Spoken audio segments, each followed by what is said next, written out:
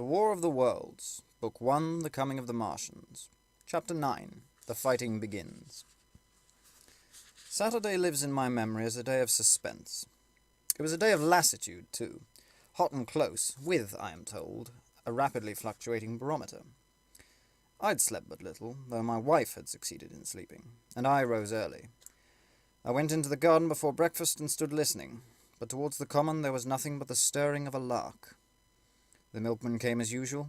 I heard the rattle of his chariot and went round to the side gate to ask the latest news. He told me that during the night the Martians had been surrounded by troops, and guns were expected. Then, a familiar reassuring note, I heard a train running towards Woking. "They aren't to be killed," said the milkman, "if that can possibly be avoided." I saw my neighbour gardening, chatted with him for a time, and then strolled into breakfast. It was a most unexceptional morning. My neighbour was of the opinion that the troops would be able to capture or destroy the Martians during the day. "It's a pity they make themselves so unapproachable," he said. "It would be curious to know how they live on another planet. We might learn a thing or two."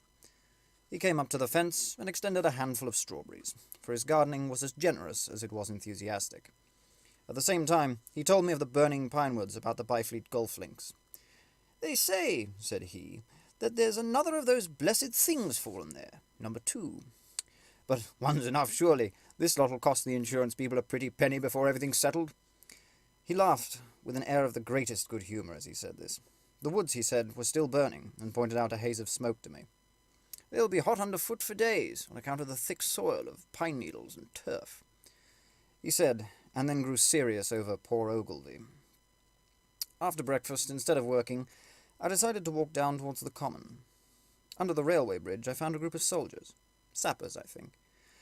Men in small round caps, dirty red jackets unbuttoned, and showing their blue shirts, dark trousers, and boots coming to the calf.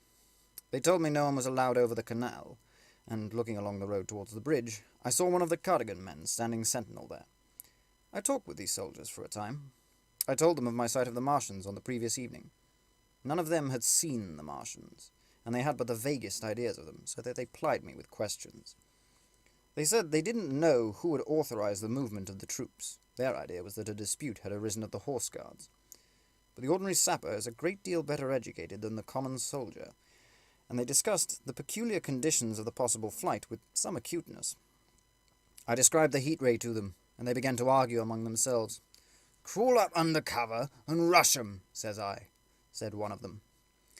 "Get out," said another. "What's cover against this here heat? Sticks to cook you. What we got to do is go as near as the ground'll let us, and then drive a trench." "Ah, blow your trenches. You always want trenches. You ought to have been born a rabbit, Snippy." "Ain't they got necks, then?" said a third abruptly, a little contemplative dark man smoking a pipe. I repeated my description. "Octopuses, that's what I calls 'em. Talk about fishers of men. Fighters of fish it is the time." "It ain't no murder killing beasts like that," said the first speaker. "Why not shell the darn things straight off and finish 'em?" said the little dark man. "You can't tell what they might do." "Where's your shells?" said the first speaker. "There ain't no time. Do it in a rush, that's my tip, and do it at once." So they discussed it. After a while I left them, and went on to the railway station to get as many morning papers as I could.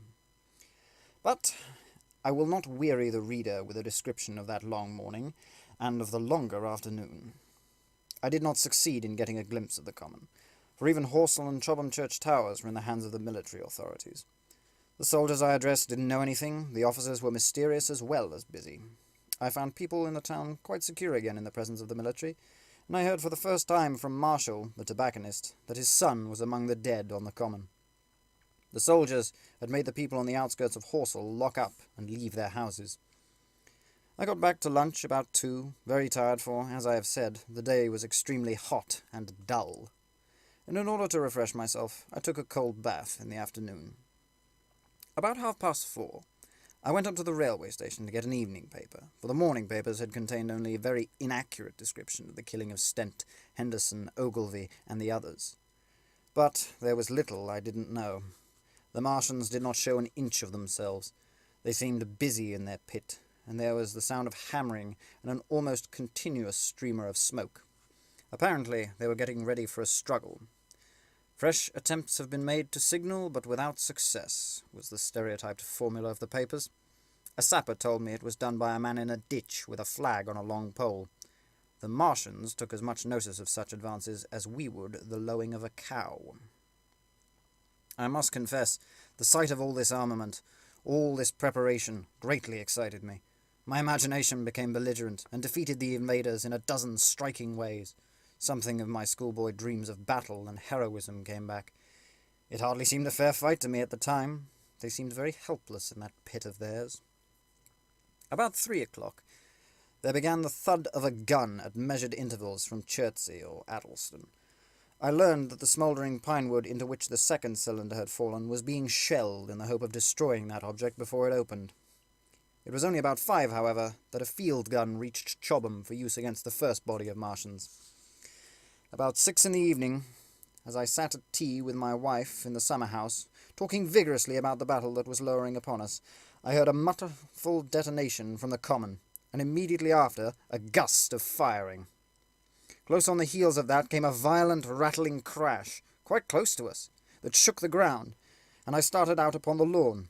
I saw the tops of the trees around the Oriental College burst into smoky red flame, and the little tower of the church beside it slide down into ruin.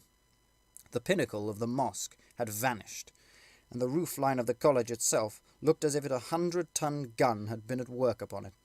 One of our chimneys cracked as if a shot had hit it, flew, and a piece of it came clattering down the tiles and made a heap of broken red fragments upon the flower bed by my study window. I and my wife stood amazed. Then I realized that the crest of Maybury Hill must be within range of the Martians' heat ray now that the college was cleared out of the way. At that, I gripped my wife's arm, and without ceremony ran her out into the road. Then I fetched out the servant, telling her I would go upstairs for the box she was clamouring for. "We can't possibly stay here," I said, and as I spoke, the firing reopened for a moment upon the common. "But where are we to go?" said my wife in terror. I thought perplexed. Then I remembered her cousins at Leatherhead. I shouted such above the sudden noise. She looked away from me downhill. The people were coming out of their houses, astonished. "How are we to get to Leatherhead?" she asked. Down the hill I saw a bevy of hussars ride under the railway bridge. 3 galloped through the open gates of the Oriental College, 2 other dismounted, and began running from house to house. The sun, shining through the smoke that drove up from the tops of the trees, seemed blood-red, and threw an unfamiliar, lurid light upon everything. "Stop here," said I. "You are safe here." And I started off at once for the Spotted Dog, for I knew the landlord had a horse and dog-cart.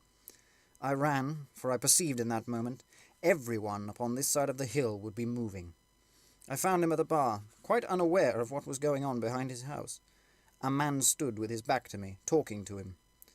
"It must have a pound," said the landlord, "and I've no one to drive it."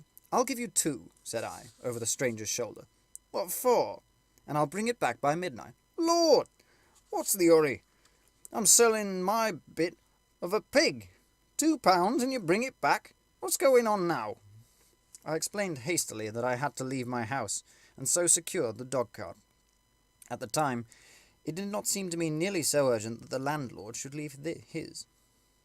I took care to have the cart there and then, and drove it off down the road, and, leaving it in the charge of my wife and servant, rushed into the house, packed a few valuables, such plate as we had, and so forth.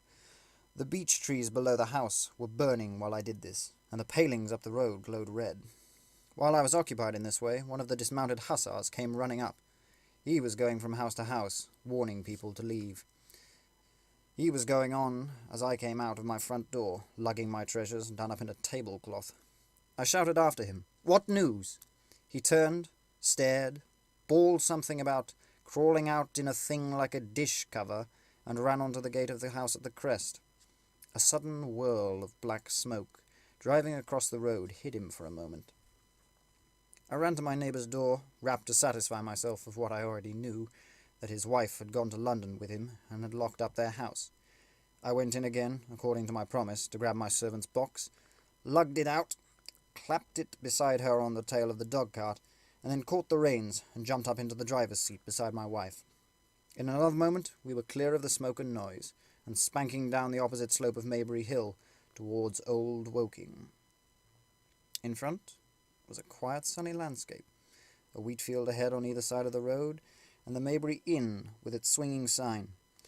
I saw the doctor's cart ahead of me. At the bottom of the hill, I turned my head to look at the hillside I was leaving.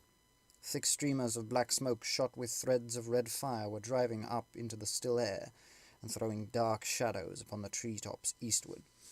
The smoke already extended far away to the east and west, to the Byfleet pine woods eastward, and Woking on the west. The road was dotted with people running towards us, and very faint now, but very distinct through the hot, quiet air. One heard the whir of a machine gun that was presently stilled, and an intermittent cracking of rifles. Apparently the Martians were setting fire to everything within range of their heat ray. I'm not an expert driver, and immediately had to turn my attention to the horse. When I looked back again, the second hill had hidden the black smoke. I slashed the horse with a whip, and gave him a loose rein until Woking and Send lay between us and that quivering tumult. I overtook and passed the doctor between Woking and Send.